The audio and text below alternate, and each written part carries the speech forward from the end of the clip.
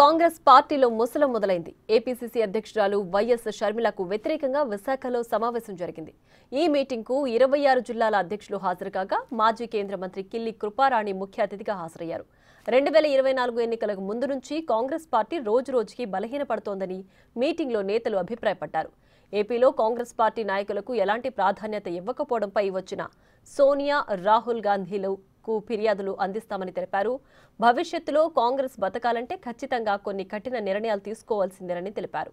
ఎవరిని మార్చాలనేది తమ ఉద్దేశం కాదని, ఏపీలో కాంగ్రెస్ పార్టీ బతకాలంటే కొన్ని కఠిన నిర్ణయాలు తీసుకోవడం తప్పనిసరి అని అభిప్రాయపడ్డారు.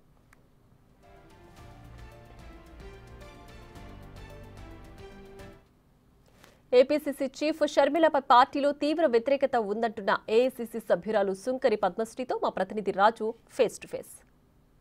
పీసీసీ అధ్యక్షురాలు వైఎస్ షర్మిలపై వ్యతిరేకంగా 26 జిల్లాలకు సంబంధించినటువంటి కాంగ్రెస్ ప్రతినిధులు విశాఖలో ఒక సమావేశం ఏర్పాటు చేశారు.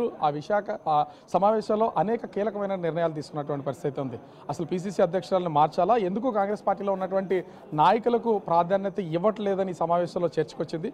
ప్రస్తుతం మనతో పాటు శంకర్ పద్మశ్రీ ఏఐసీసీ మెంబర్ ఉన్నారు. అంటే అసలు దేనికి సంబంధించి ఈ సమావేశం పెట్టడం అంటే ఇప్పటి వరకు వైఎస్ షర్మిల కాంగ్రెస్ పార్టీలో ఎవరికి ప్రాధాన్యత ఇవ్వకుండా సొంత నిర్ణయాలు తీసుకుంటుందనే అసంతృప్తి వల్లే ఈ మీటింగ్ పెట్టారా?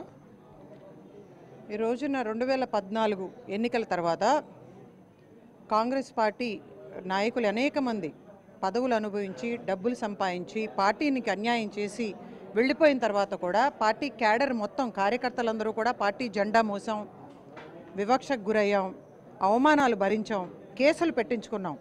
ఆయన ఇప్పటికీ కూడా వదిలిపెట్టకుండా రాహుల్ గాంధీ గారి నాయకత్వాన్ని బలపరుచుకుంటూ కాంగ్రెస్ పార్టీని ఆంధ్రప్రదేశ్లో బలోపేతం చేసుకోవాలని చెప్పి ప్రజా సమస్యలపైన పోరాటం చేస్తున్న వాళ్ళం. అటువంటిది ఆ తర్వాత రఘువీరారెడ్డి గారు పీసీసీ అధ్యక్షులుగా, శైలజానాథ్ గారు, రుద్రరాజు గారు వీళ్ళందరూ పీసీసీ అధ్యక్షులుగా చేస్తున్నప్పటి నుంచి కూడా మేమందరం కలిసి పనిచేసాం. కానీ షర్మిల పీసీసీ ప్రెసిడెంట్గా వచ్చిన తర్వాత అది కూడా తెలంగాణలో ఫెయిల్ అయ్యి, తెలంగాణలో పుట్టాను ఉంది, తెలంగాణలో చనిపోతాను ఉంది. అటువంటిది సడన్గా ఏవో కల్లబొలి మాటలు చెప్పి ఆంధ్రప్రదేశ్కి వచ్చింది. ఒక అవకాశం ఇచ్చింది కాంగ్రెస్ పార్టీ కూడా నమ్మి. అటువంటిది ఇక్కడ ఉన్నటువంటి కార్యకర్తల్ని, నాయకుల్ని కలుపుకుని వెళ్లకుండా ఈ రోజు వరకు కూడా ఎవరితోనూ మాట్లాడదు. ఆమె ఫోన్ నెంబరే ఎవరి దగ్గర ఉండదండి. కమ్యూనికేషన్ ఉండదు, కోఆర్డినేషన్ ఉండదు. ఎప్పుడు వస్తుందో తెలియదు, ఎప్పుడు వెళ్తుందో తెలియదు. 3 నెలలకు ఒకసారి ఆంధ్రప్రదేశ్లో కనపడదు. వచ్చిందంటే పీసీసీ ఆఫీసులో ప్రెస్ మీట్లు పెట్టి ఏదో నామమాత్రంగా కేంద్ర రాష్ట్ర ప్రభుత్వాలపైన ఒక లైన్ మాట్లాడుద్ది. మిగిలిందంతా కుటుంబ విషయాలు. ఎవరికి లేవండి ఈ రోజున కుటుంబ కలహాలు? అందరిళ్లలోనూ ఉంటాయి, ఆస్తి తగాదాలు ఉంటాయి.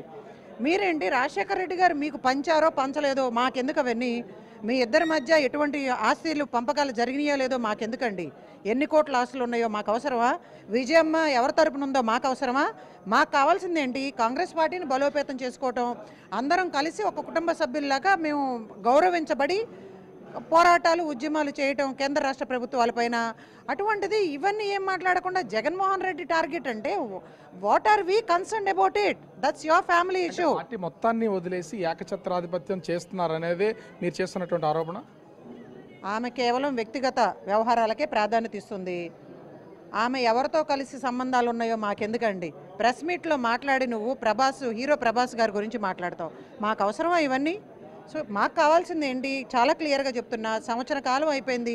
ఎలక్షన్ టైంలో కూడా నీ ఇష్టం వచ్చినట్టు అడ్డగోలుగా అనామకులకు టికెట్లు ఇచ్చావు. పార్టీ ఫండ్ వస్తే అభ్యర్థులకు ఇవ్వకుండా నువ్వు దాచుకున్నావు. ఆ తర్వాత పార్టీ మొత్తం 2014 నుంచి జెండా మోసినటువంటి, సొంత డబ్బులతో పార్టీని మోస్తున్నటువంటి కార్యకర్తలు, నాయకుల్ని పక్కన పెట్టి ఎవరెవరికో నీ వ్యక్తులు ఆర్థిక లావాదేవీలు పెట్టుకుని పదవులు ఇచ్చారు. రాష్ట్ర కమిటీల్లో కానీ, జిల్లా కమిటీల్లో కానీ వీళ్ళందరికీ కూడా అన్యాయం కాబడ్డారు. వీళ్ళందరూ కూడా నిజంగా ఎటువంటి ప్రాధాన్యత లేకుండా, గౌరవం లేకుండా చాలా ఆవేదన చెందుతూ ఉన్నారు.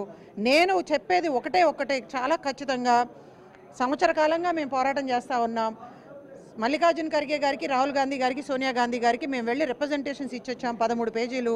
నేను, రాకేష్ రెడ్డి గారు, ఇతర జిల్లాలకు సంబంధించినటువంటి అధ్యక్షులు, పీసీసీ కమిటీలో ఉన్నటువంటి పెద్దలందరం కూడా రాహుల్ గాంధీ గారు స్పందించి మనం కలిసి మాట్లాడుకుందాం, ఒక రివ్యూ ఏర్పాటు చేసుకున్నాం అన్నారు. అయినా కానీ ఆమెకి ఏఐసీసీ పెద్దలు చెప్పినా వింటలేదంట. అంటే ఇప్పుడు ఈ మొత్తం 26 జిల్లాలకు సంబంధించినటువంటి ప్రతినిధులు అయితే వచ్చారు. ఏం ఫిర్యాదు చేయబోతున్నారు ఇప్పుడు మీరు ఏఐసీసీకి? Sharmila is taking up anti-party activities.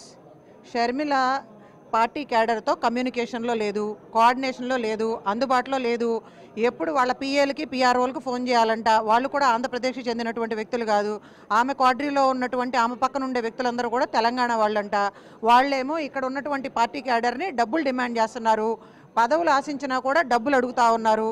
చాలా అన్యాయం జరుగుతూ ఉంది. వీటన్నిటినీ కూడా మేము ఖండిస్తూ ఉన్నాం. ఇవన్నీ కూడా ఏఐసిసి దృష్టికి తీసుకెళ్తా ఉన్నాం. మేమందరం కూడా కృపారాణి గారు మమ్మల్ని అందరినీ చాలా ఆప్యాయంగా మమ్మల్ని అందరినీ గౌరవిస్తారు. ఆమెను రిక్వెస్ట్ చేశాం, మేడం గారు మీకు సోనియా గాంధీ గారితో రాహుల్ గాంధీ గారితో మంచి సంబంధాలు ఉన్నాయి, మా అందరికీ కూడా గౌరవించబడాలి అంటే, న్యాయం జరగాలి అంటే మా ప్రతినిధిగా మా వాయిస్ని మీరు అధిష్టానానికి వినిపించండి అని చెప్పి రిక్వెస్ట్ చేస్తే మేము ఇక్కడ సమావేశం పెట్టుకుని ఆహ్వానిస్తే మేడం వచ్చారు.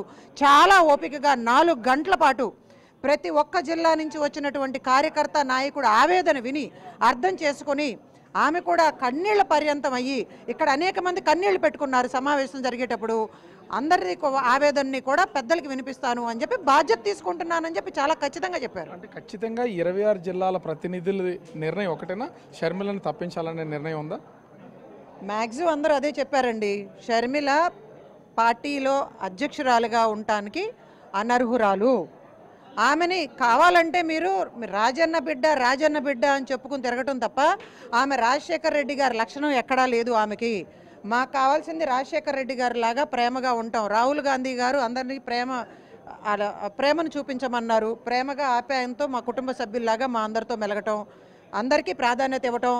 నేను స్వయంగా డైరెక్ట్గా చెప్పదలుచుకున్నాను, ఈ ఆంధ్రప్రదేశ్లో 2014 నుంచి జెండా పట్టుకొని ఎన్నో ఇబ్బందులు గురి కాపాడి కాంగ్రెస్ పార్టీకి అండగా ఉన్నటువంటి ప్రతి ఒక్క కార్యకర్తకి నాయకుడికి న్యాయం జరిగే వరకు కూడా నేను డైరెక్ట్ ఫైట్ చేయడానికి సిద్ధంగా ఉన్నా. ఓవరాల్గా చూస్తే ఖచ్చితంగా ఏపీసీసీగా ఉన్నటువంటి వైఎస్ షర్మిలను పీసీసీ పదవి నుంచి తప్పించాలనేదే ఇక్కడ కీలక సమావేశంలో జరిగినటువంటి నిర్ణయం. దాన్నే ఏఐసీసీకి మొత్తం అందరూ నిర్ణయాన్ని ఫిర్యాదు రూపంలో పంపిస్తున్నాం. ఖచ్చితంగా కాంగ్రెస్ పార్టీని బ్రతికించడం కోసం మేము అందరం పోరాటం చేస్తామని శంకర్ పద్మశ్రీ చెప్తున్నటువంటి పరిస్థితి కనిపిస్తోంది. కెమెరామెన్ రాముతో రాజు బిగ్ టీవీ, విశాఖపట్నం.